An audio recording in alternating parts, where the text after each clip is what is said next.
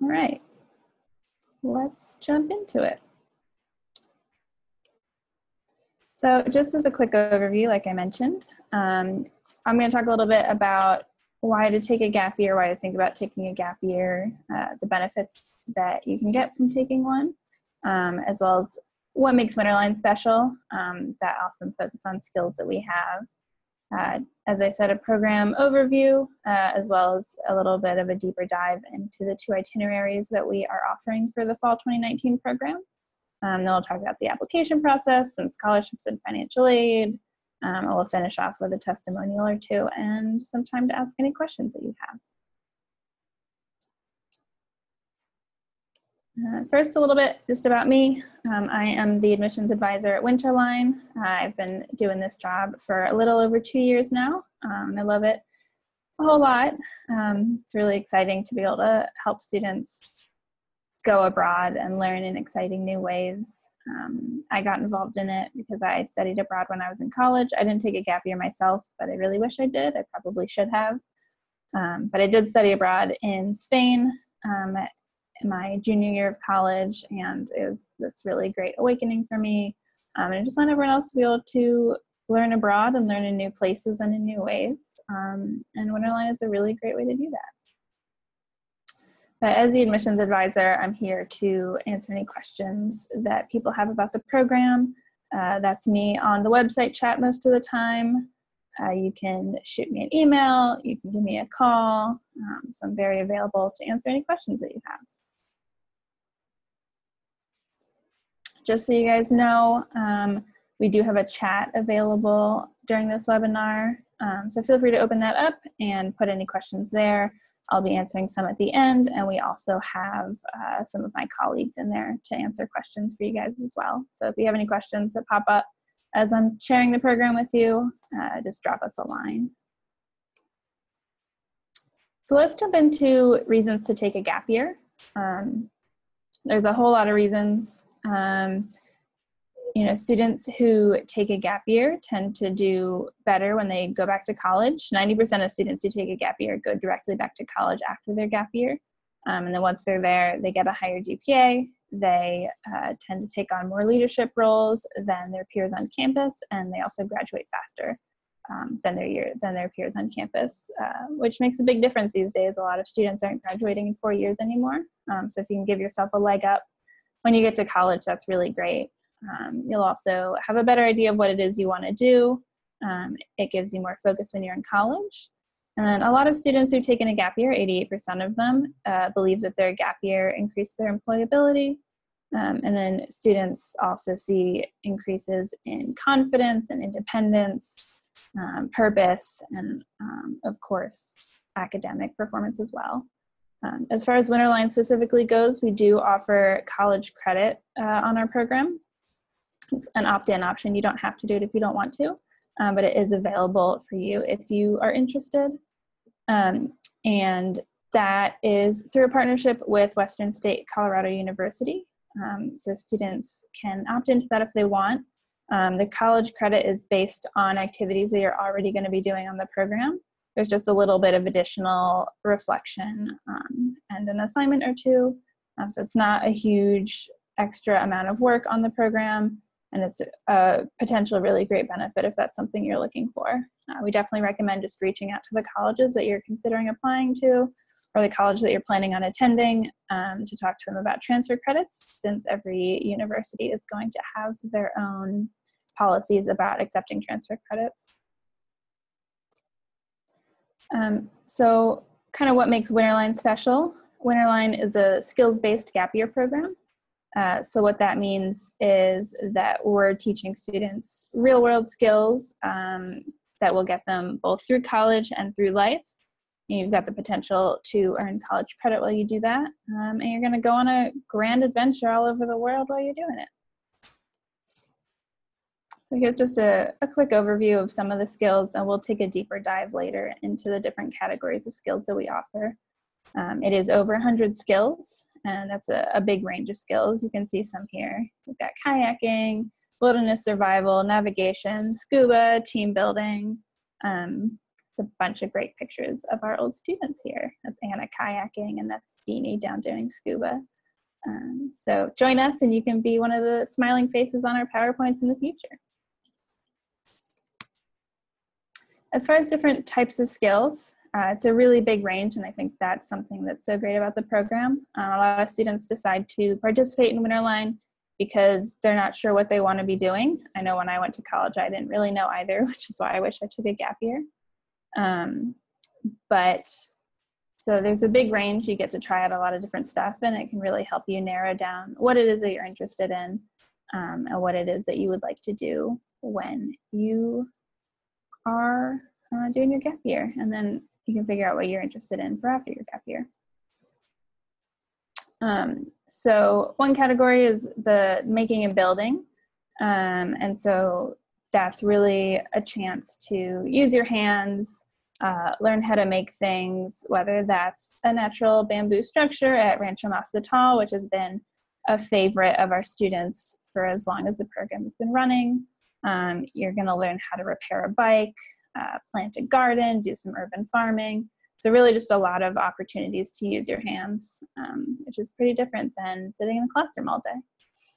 You'll also learn some business and career skills that can range from entrepreneurship, thinking about your own kind of startup ideas, to marketing, to public speaking, to robotics, to hospitality. So you really get to sample a lot of different careers. And of course, some of those careers are gonna fall into categories like the making and building. There's a lot of overlap there. As far as life skills go, you're gonna learn a ton of those as well. And some of those will just come naturally as you do the program and you live your daily life on the program. But you'll learn how to cook and prepare a meal and shop and plan a meal. You'll learn about independent travel and budgeting and risk management and thinking about safety. You'll learn about how to drive safely. So really, those are skills that will last you, in college, but far beyond college as well. You'll also get a lot of practice with presentation and communication skills. It's kind of impossible not to build your communication skills when you're traveling the world with a group of people and living with them. But we do have our students do a lot of presentations as well. They do independent student projects each trimester, which we'll get into in a little bit as well. But students are doing presentations about those afterwards, so they'll really be reflecting upon that experience and sharing it with their fellow cohort members. And so you just get a lot of practice kind of sharing and learning how to present ideas in a good manner. And then there's going to be some outdoor and scientific skills as well. That's going to be some collecting data and research on various species that you're going to be interacting with in certain locations. You'll learn about how to live in the wilderness on a trek, and some kind of first aid to go along with that, some cooking outdoors, and so a lot of different skills in that region as well. So how do our students learn skills? We have partners that we work with all over the world in each location that our students are visiting. And so these are partners that are here to teach those skills, the skills that the students are learning. We have country directors and regional directors all over the world who are visiting with our partners, talking to our partners about what they want their curriculum to look like, and really vetting those partners before we sign on to work with them. And so when students travel, they visit with all the different partners, and they're learning the skills directly through hands-on experiences with those partners.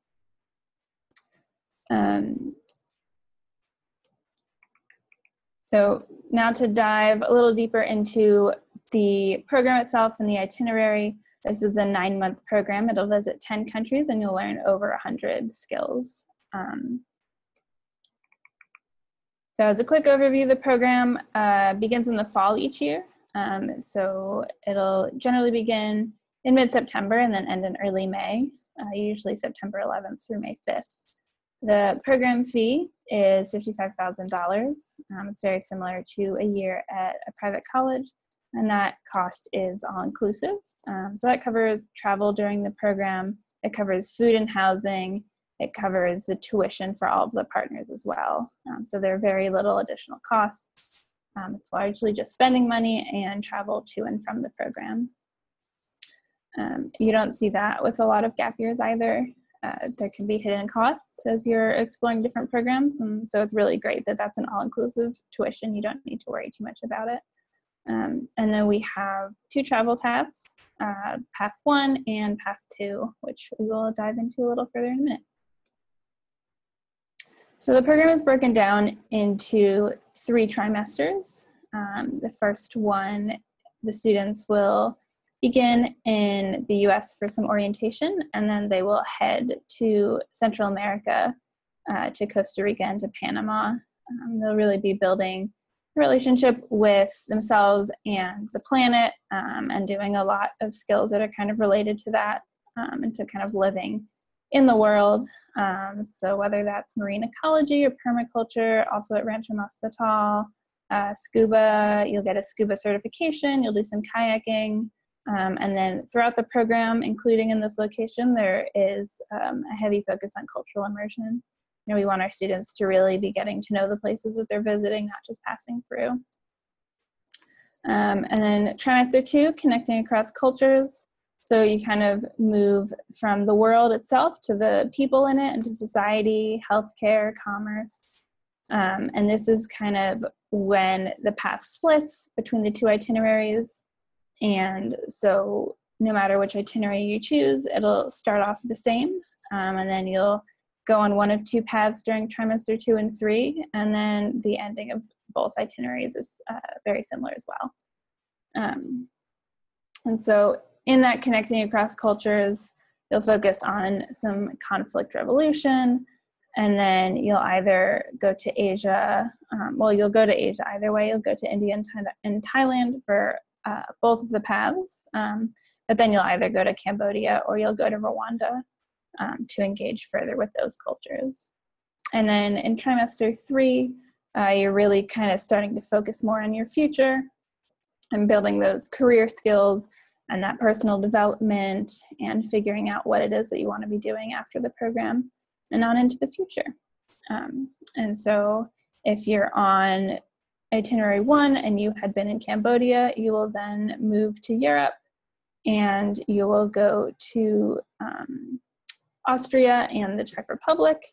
And if you are in itinerary 2, you'll head from Rwanda to South Africa. And then both of the itineraries will go to Italy and Germany. So as I mentioned, the program starts off with orientation. Students will all meet at the beginning of the program in Colorado at the YMCA of the Rockies, who is one of the partners that we've worked with for a long time. They'll do some really awesome team building activities, high ropes course, really just taking the time to get to know each other before they set off on this grand adventure. From there, that's when you'll go to Costa Rica and Panama. You'll be doing kayaking, swimming, scuba diving. That's also the permaculture. You'll get to work with some startups in Panama with another partner of ours called Think Impact, and really kind of get to see how that community functions. Then trimester 2, connecting across cultures. As I mentioned, you'll be doing some conflict resolution, additionally some self-care. You know, self-care is important no matter who you are or where you are.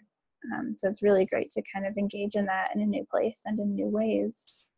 You'll trek in the Himalaya, in India, and then depending on your path, you will go and engage with some new communities.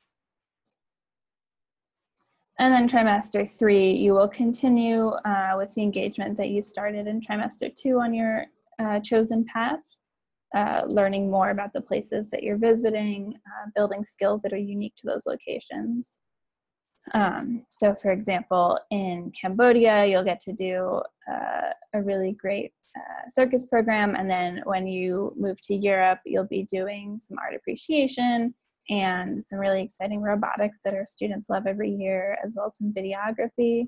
And if you end up going to Rwanda and South Africa in trimesters 2 and 3, you will get to engage with some local communities, working pretty closely with businesses there in various regions of careers such as healthcare and sustainability. Down in South Africa, you'll work with conservation groups as well as urban farming, as well as a really cool program that we're introducing called the 50-50 program, which means that we're sharing these opportunities with local students. And so 50% of the opportunity will be dedicated to our US students, and then 50% will be with local students as well. And so our students will be working right alongside those local students, getting to build these skills together. And then I mentioned the independent student projects earlier. So each trimester will have an independent student project. The first 2 trimesters, they are a little more simple. They kind of build in intensity and responsibility and independence as the program goes on. So in those first 2 trimesters, students will be choosing an ISP from available options. They'll be living with homestays and working in local businesses, kind of like an apprentice, really taking some time to engage and get to learn those skills. And then the 3rd trimester is the Europe ISP week, which is a huge highlight of the program. It's something that's really unique to Winterline. And the goal is to kind of get the students to have the opportunity to use all the skills they've learned truly independently. So our students start planning their ISP from the very beginning of the program. Each student chooses a skill that they're really interested in, that they'd like to develop further, as well as a country in Europe that they would really like to visit, or a place that they would like to learn that skill. And then they work alongside their field advisors and our office staff to build a plan, to find a partner that interests them, to think about their travel and their lodgings and get all of that set up, as well as an emergency plan. And then to share that, to go out for a week independently in Europe in the 3rd trimester and put that plan into action. Travel independently, go learn their skill every day and get to see a new location on their own.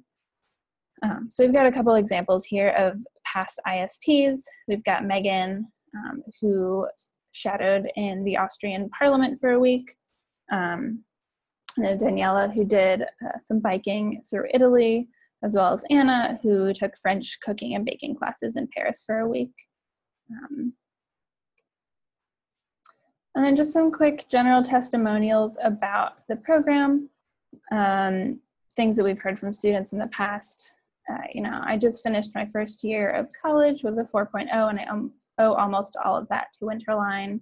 Anna, who chose the program because she was worried about getting burnt out, and then parents who were impressed by the impact that the program had on their students as well. And as admissions, we do have available parent and student alumni who are happy to talk to you about their experience directly with the program. If you'd like to talk to someone who actually participated in the program. So you can feel free to reach out to me if you're interested in talking to them, and I can work on getting you guys connected. Now for financial aid and scholarships. So we can talk about some admission stuff here as well.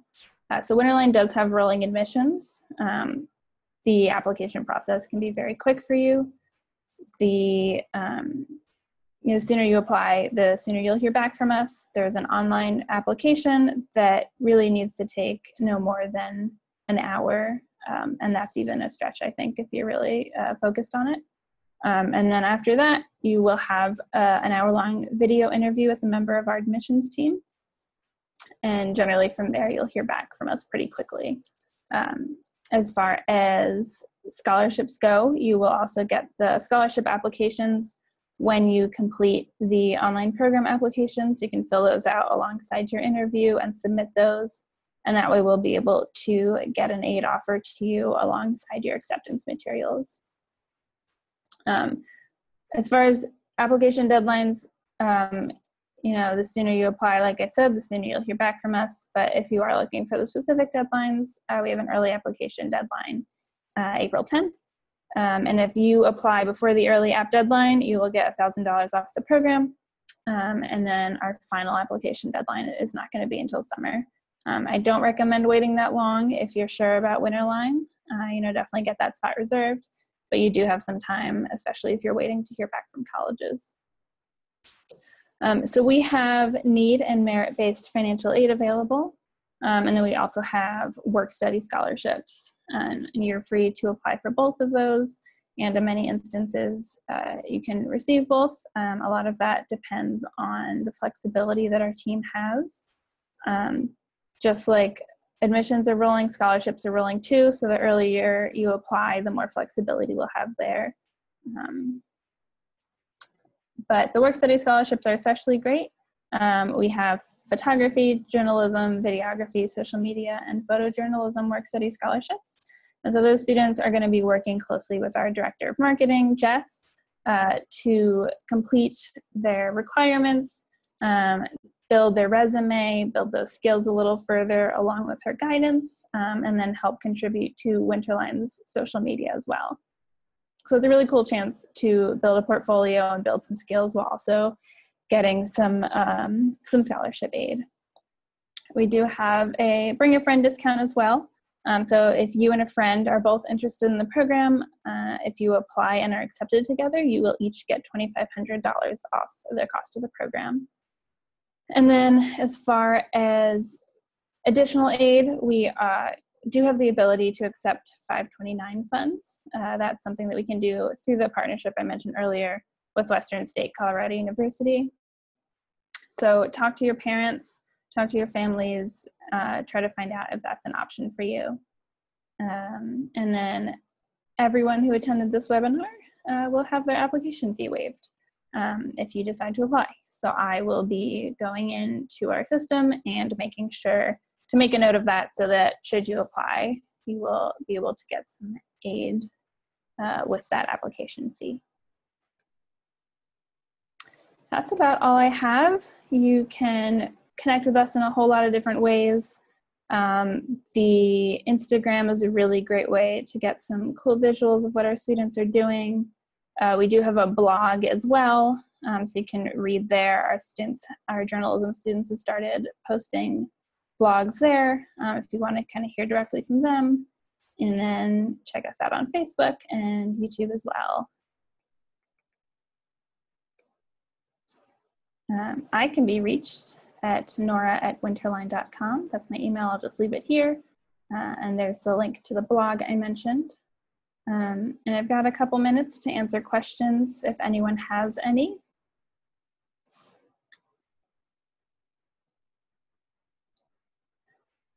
The program is open to anyone ages 18 to 22.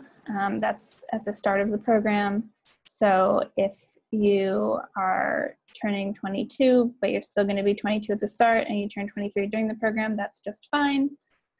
We do have a little flexibility if you're 17 and you're turning 18 close to the beginning of the program, but maybe a little after it starts, definitely reach out to me and I can talk to you. We can try and work something out. Let's see. What else can I share with you guys?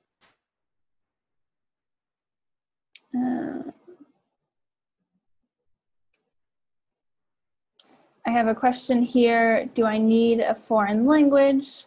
That's a good question. You don't need a foreign language. Our students do learn Spanish a little bit during the program. And other than that, you know, one of the skills that we teach is learning how to travel maybe in a place where you don't speak the language. That's a skill in and of itself. So that's something to be excited about as well. Do you need any visas or vaccinations? Students do need visas to go to some of the countries that we visit, but that's something that you can get set up once you're enrolled in the program. We are happy to help you with that process and provide any documentation you need. So definitely no need to worry about that. Vaccinations, we do require the standard school vaccinations, and beyond that, definitely recommend checking in with your doctor and checking in with our programs team to see what they recommend. But the only ones that are required are the standard school vaccinations that you get. What are some ways students can save for admission? Definitely, I recommend submitting scholarship and financial aid applications. We are definitely happy to work with you on that. We can also work with families on individual payment plans to try and figure things out that way. But definitely reach out, fill out those applications. We want to help you join us. I promise I'm friendly, and I'll do my best to help you. I'll chat with our scholarship committee and see what we can do. As far as visas, do you guys help with that, or do we do it on our own? So it is up to families to set up the visas, but of course we have some experience with that. We're happy to help guide you and answer any questions you have throughout that process. And yeah, where do we stay on the program? That's a great question. We stay in a lot of different places, and just like our regional directors check out our partners before we agree to work with them, they also check out our accommodations. And so students will stay in a variety of homestays, hostels, hotels, dorms. A lot of it is going to depend on what the partner does or does not have, and what kind of places students are in. So like in Costa Rica, where it's a little more rural, you'll stay in homestays and in dorms that the partner has. And then in Europe, you'll generally find that you're staying in hostels a little more often because they're more readily available.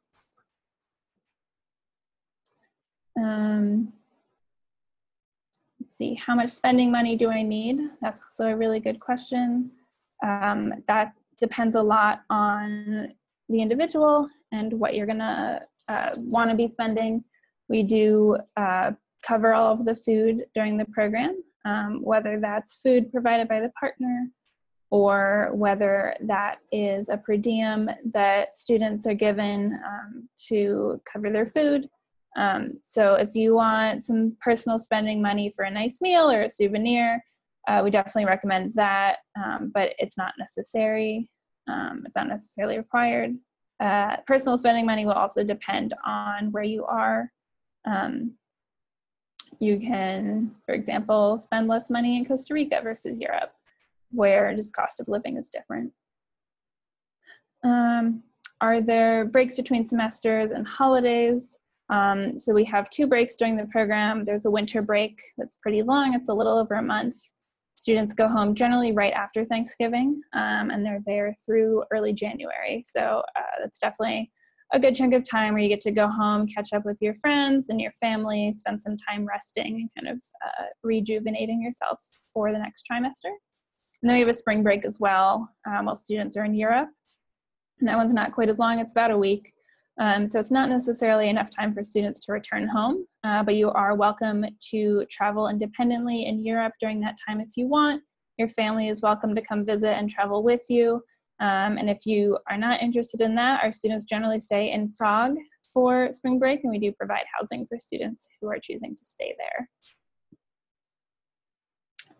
How many students are in the group? Cohorts are generally capped at around 20 students, 16 to 20 generally, and then 2 field advisors. And we will have more than 1 cohort if the numbers warrant it. We have got 2 groups out in the field this year. But we try and keep those groups to a nice smaller size so you really get the chance to kind of know everyone and kind of really connect with them. I will give it just another moment in case anyone has any lingering questions. But like I said, you can definitely reach me at nora@winterline.com. You can also reach us on the website. We've got one of those little chat boxes that's available generally 9:30 Eastern time through, I think, 8 p.m. Eastern time. And that is me most of the time. And then it's also some of my colleagues, Jess and Erica, are there as well. So we're happy to help answer questions there. And then you can always give us a call too.